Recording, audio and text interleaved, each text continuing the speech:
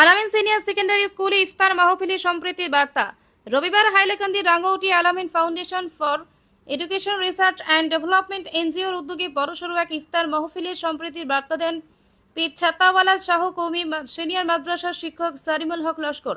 মাহফিলে তিনি বলেন, অন্যের দুঃখ বুঝার শিক্ষা দেয় রমজান। এটা হচ্ছে রমজানের সবচেয়ে বড় মাহাত্ম্য।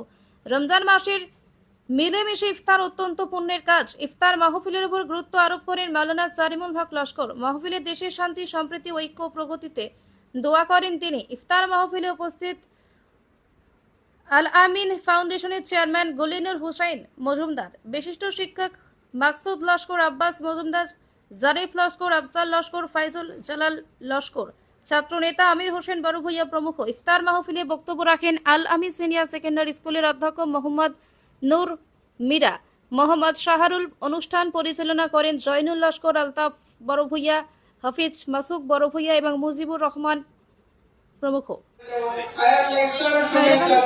আপনারা জানেন, আমাদের প্রতি বছর আলামিন সিনিয়র সেকেন্ডারি স্কুলের পক্ষ থেকে একটি ইফতারের আয়োজন করা হয়। তো প্রতি বছরের ন্যায় এবারও আলামিন সিনিয়র সেকেন্ডারি স্কুলে আমাদের স্কুল কর্তৃপক্ষের উদ্যোগে আমাদের এখানে ইফতারের আয়োজন করা হয়েছে। আপনারা দেখতে পারেন, প্রাক্তন ছাত্রছাত্রীরা এখানে এসেছেন, আমাদের স্কুলের শিক্ষক শিক্ষিকারাও আছেন, হোস্টেলের ছাত্রছাত্রীরাও আছেন।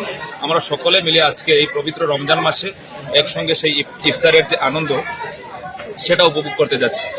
তো আপনারা জানেন যে রমজান একটি হাদিস আছে যে আপনি যদি একজন রোজাদার হন আর আরেকজন মানুষকে যদি আপনি ইফতার করান, তাহলে কিন্তু সেই সমান সওয়াবের আপনি কিন্তু পেয়ে যেতে পারেন। তো আমাদের স্কুলের চেয়ারম্যান স্যার গুলিনুর হোসেন মজুমদার যে একটি পদক্ষেপ নিয়েছেন সেটা বলাই বাহুল্য।